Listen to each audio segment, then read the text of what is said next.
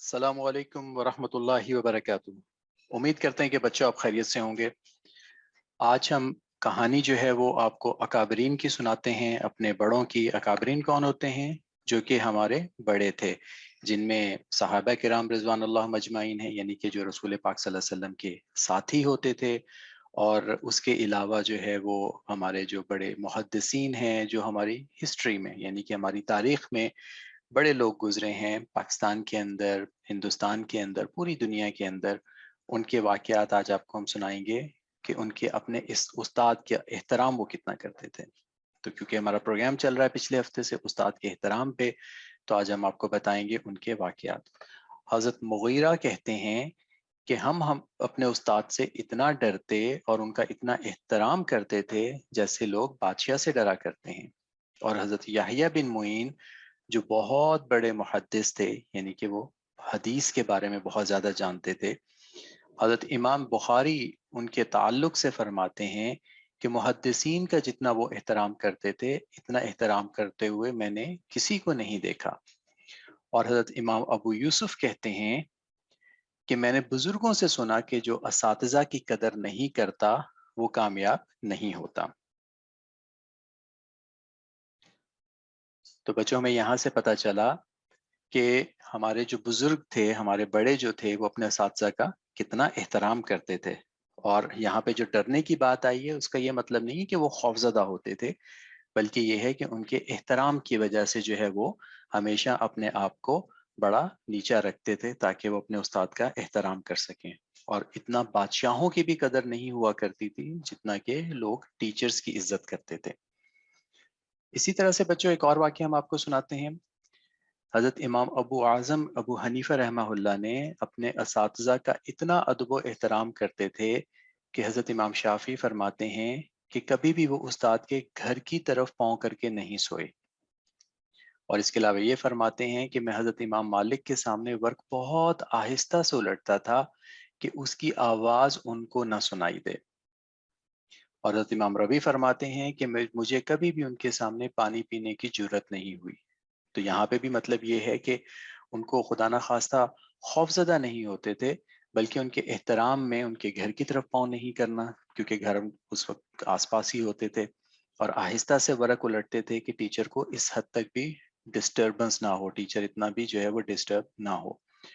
اور یہ کہ پانی بھی جو ہے ان کے سامنے نہیں پیتے تھے تاکہ ان کی توجہ جو ہے استاد کی طرف رہے۔ اور جبھی تو بچوں یہ ہمارے جو اکابرین ہیں، پھر یہ علم میں اور اپنے پروفیشن میں، اپنے جو بھی ان کے کام تھے،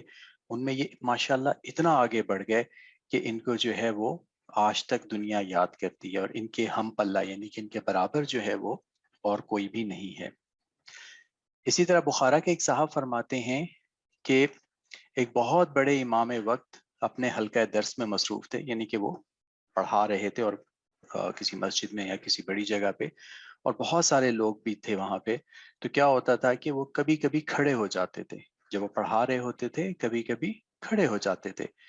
جب ان سے اس کا سبب پوچھا گیا تو انہوں نے فرمایا کہ میرے استاد کا لڑکا گلی میں بچوں کے ساتھ کھیل رہا ہے، اور کھیلتے کھیلتے وہ کبھی مسجد کے دروازے کے پاس آتا ہے تو میں اس کے لیے احتراماً کھڑا ہو جاتا ہوں۔ تو اس بچے کا احترام نہیں کر رہے تھے، بلکہ اپنے استاد کا احترام کر رہے تھے۔ اور اسی وجہ سے یہ ہوا کہ وہ بخارا یعنی کہ یہ ازبکستان کے اندر شہر ہے، اور ایک وقت کے اندر یہ علم کا بہت بڑا مرکز ہوتا تھا۔ تو اس میں بہت سارے لوگ آیا کرتے تھے تعلیم حاصل کرنے، اور اتنے لوگوں کی موجودگی میں وہ کھڑے ہو جاتے تھے۔ تو اللہ نے ان کو مقام یہ اس لیے دیا تھا کیونکہ وہ اپنے اساتذہ کا احترام کرتے تھے۔ تو بچوں امید ہے کہ آپ کو جو ہے یہ واقعات اچھے لگے ہوں گے، اور اللہ تعالی ہم سب کو اپنے اساتذہ کا احترام کرنے والا بنائے۔ السلام علیکم ورحمۃ اللہ وبرکاتہ۔ اسلام کے ارکان سے متعلق بات چل رہی تھی۔ آج ہم انشاءاللہ بات کریں گے حج سے متعلق۔ حج بھی اسلام کے جو 5 ارکان ہیں ان میں سے ایک اہم ترین رکن بیت اللہ کا حج کرنا ہے۔ یعنی جو شخص طاقت رکھتا ہو خانہ کعبہ تک جانے کی، بیت اللہ تک جانے کی، اس کو چاہیے کہ زندگی میں ایک مرتبہ بیت اللہ کا حج کرے، یہ اس کے اوپر فرض ہے۔ اس سے پہلے کہ ہم حج کی تفصیل میں جائیں اور اس سے متعلق جو مسائل ہیں وہ بیان کریں، اس کا پس منظر جاننا بھی بہت ضروری ہے، کیونکہ حج جو ہے یہ ایک عاشقانہ عبادت ہے، اور اس کے اندر بہت سے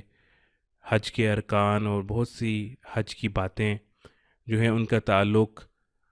بہت سی قربانیوں کے ساتھ ہے۔ اللہ تعالیٰ کے پیاروں نے جو اللہ تعالیٰ کے راستے میں قربانیاں دیں اور جو مشکلیں اور مشقتیں دین کی راہ میں اٹھائیں اللہ تعالیٰ کے حکم کے مطابق، ان کو اللہ تعالیٰ نے باقی رکھا ہے، اور ان میں سے بہت سی چیزیں آج بھی حج کا حصہ ہیں جو کہ آنے والے سب لوگ ادا کرتے ہیں۔ آپ کو پتہ ہوگا، جیسا کہ ہم نے آپ کو پہلے بھی بتایا، کہ بیت اللہ شریف کی تعمیر حضرت ابراہیم علیہ السلام نے اپنے بیٹے حضرت اسماعیل علیہ السلام کے ساتھ اللہ تعالیٰ کے حکم کے مطابق کی تھی، لیکن اور اس کے بعد تمام لوگوں کو حج کے لیے بلایا تھا اللہ تعالیٰ کے حکم سے۔ لیکن اس سے پہلے حضرت ابراہیم علیہ السلام جن مشکلات سے گزرے، ان میں سے چند کا آج انشاءاللہ ذکر کیا جائے گا۔ حضرت ابراہیم علیہ السلام اللہ تعالیٰ کے بہت جلیل القدر پیغمبروں میں سے ایک پیغمبر ہیں، اور جب انہوں نے آنکھ کھولی تو ایسے گھرانے میں پیدا ہوئے جہاں پر بتوں کی عبادت کی جاتی تھی اور بت تعمیر کیے جاتے تھے، لیکن انہوں نے بتوں کی عبادت کرنے سے انکار کر دیا اور لوگوں سے ہی سوال اٹھائے کہ تم ان بتوں کی عبادت کیوں کرتے ہو جو کہ بول نہیں سکتے، تمہارا کچھ کر نہیں سکتے، جو کہ اپنی حفاظت نہیں کر سکتے، اپنا خیال نہیں رکھ سکتے۔ لوگوں نے ان کی بات ماننے سے انکار کر دیا، ان کو برا بھلا کہا، یہاں تک کہ جب لوگ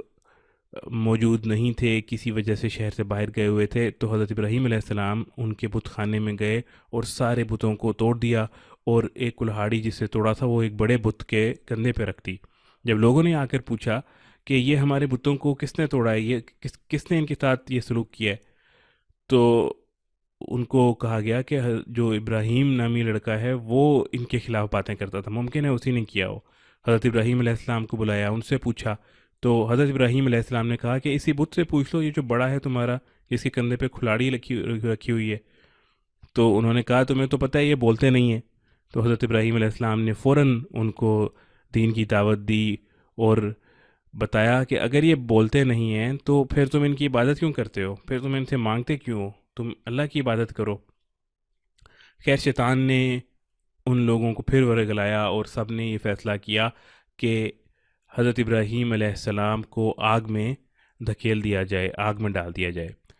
اس وقت کا بادشاہ جو نمرود تھا، اس نے اس کے حکم سے ایک بہت بڑی آگ جلائی گئی، لکڑیاں اکٹھی کی گئیں، جو کہ کافی عرصے تک لکڑیوں کو اکٹھا کیا گیا اور ایک بہت بڑی آگ جلائی گئی۔ آگ اتنی بڑی تھی کہ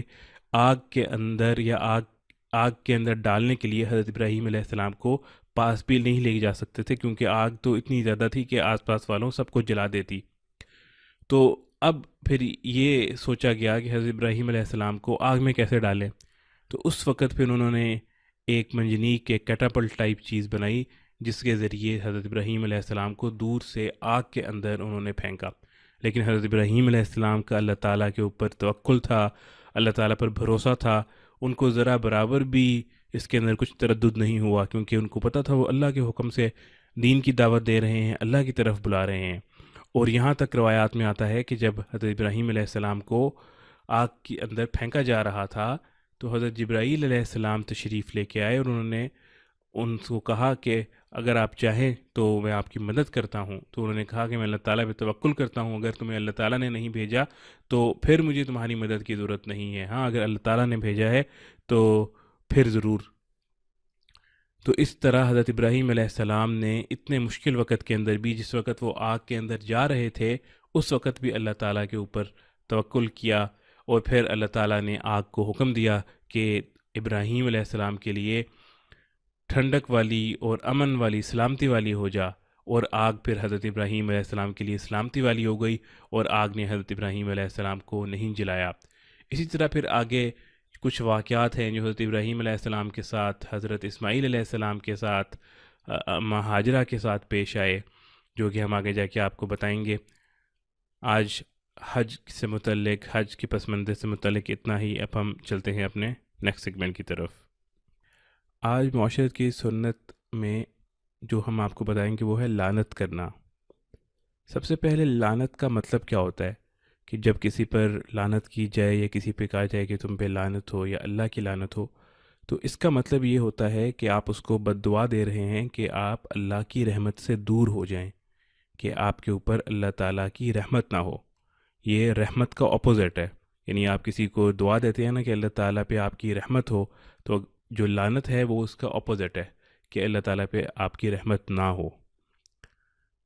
تو اس سے متعلق کچھ احکام ہیں جن کا ہمیں خیال رکھنا چاہیے۔ سب سے پہلے یہ ہے کہ کسی کا نام لے کر لعنت کرنا منع ہے، چاہے وہ مسلمان ہو یا زندہ کافر ہو، کسی کا نام لے کر لعنت کرنا منع ہے۔ یعنی ہر وہ شخص جس کی موت حالت کفر پر نہ ہو، یعنی جو مسلمان مرا ہو، اس کے بارے میں ہمیں اچھا گمان رکھنا چاہیے کہ ممکن ہے اس کی زندگی کے کسی لمحے میں توبہ کر لی ہو، اگر وہ پہلے فاسق بھی تھا، گناہ گار بھی تھا، تو ممکن ہے اس نے توبہ کر لی ہو اور اللہ تعالیٰ کی رحمت اس پر آ گئی ہو، اللہ تعالیٰ کی رحمت کا مستحق ہو گیا ہو۔ اس لیے نام لے کر مسلمان کو تو بالکل بھی لعنت کرنا درست نہیں ہے، اور زندہ کافروں کو بھی نام لے کر لعنت نہیں کرنی چاہیے، کیونکہ ممکن ہے کہ اللہ تعالیٰ ان کو ہدایت عطا فرمائے۔ جس طرح حضرت تھانوی رحمۃ اللہ علیہ فرمایا کرتے تھے، جس کا مفہوم ہے کہ میں مسلمانوں سے اپنے آپ کو افضل نہیں سمجھتا فی الحال، یعنی موجودہ صورت کے اندر میں کسی بھی مسلمان سے اپنے آپ کو افضل نہیں سمجھتا، اور کافر سے اپنے آپ کو میں افضل نہیں سمجھتا فی المعال، یعنی انجام کے لحاظ سے، کیونکہ ممکن ہے کسی کو ہدایت مل جائے، جس طرح بہت سے کفار تھے جو آپ صلی اللہ علیہ وسلم کے دشمن تھے، لیکن بعد میں وہ اسلام لے آئے، اللہ تعالیٰ نے ان کو ہدایت عطا فرمائی اور اسلام کے بہت بڑے سرداروں میں سے بھی ہوئے۔ اس کے بعد بغیر نام لیے کسی کے اوپر لعنت کرنا، تو بغیر نام لیے کسی خاص گناہ کرنے والے پر لعنت کرنا جائز ہے، اور قرآن اور حدیث کے اندر بھی ہمیں یہ بہت جگہ پر ملتا ہے، جس کا ہم آگے جا کے آپ کو بتائیں گے۔ یعنی عمومی انداز میں ظالموں پر، مفسدوں پر لعنت کرنا جائز ہے، چاہے وہ مسلمان ہو یا کافر۔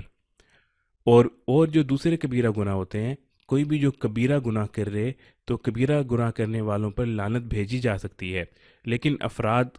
کو خاص کر کے افراد کا نام لے کر کہ فلانے پہ اللہ کی لعنت ہو، یا فلانا شخص جو ہے وہ یہ گناہ کرتا ہے کبیرہ، اس کے اوپر اللہ کی لعنت ہو، ایسے نہیں کرنا چاہیے۔ عام طور پہ کہا جا سکتا ہے جس طرح جھوٹوں پر اللہ کی لعنت ہو، یا جس طرح قرآن پاک کے اندر اور حدیث کے اندر جن جن گناہوں پر، جن جن کبیرہ گناہوں پر اللہ تعالیٰ کی لعنت کا آیا ہے، ان کو نام لیے بغیر لعنت کی جا سکتی ہے۔ اور اس سے ہمیں یہ بھی پتہ لگتا ہے کہ کبیرہ گناہ کتنی بڑی چیز ہے کہ اس سے انسان اللہ تعالیٰ کی رحمت سے دور ہو جاتا ہے۔ تو کوشش کرنی چاہیے کہ جہاں تک ممکن ہو کبیرہ گناہ سے بچیں۔ آگے ہم آپ کو انشاءاللہ آئندہ بتائیں گے کہ وہ کون کون سے کبیرہ گناہ ہیں جن کے بارے میں قرآن میں اور احادیث کے اندر لعنت آئی ہے۔ تو آج کا سیشن ہمارا یہیں پر ختم ہوتا ہے۔ اب میں ریکویسٹ کرتا ہوں عامر جواد صاحب سے کہ وہ آئیں اور نیکسٹ سیشن شروع کریں۔ السلام علیکم ورحمۃ اللہ وبرکاتہ۔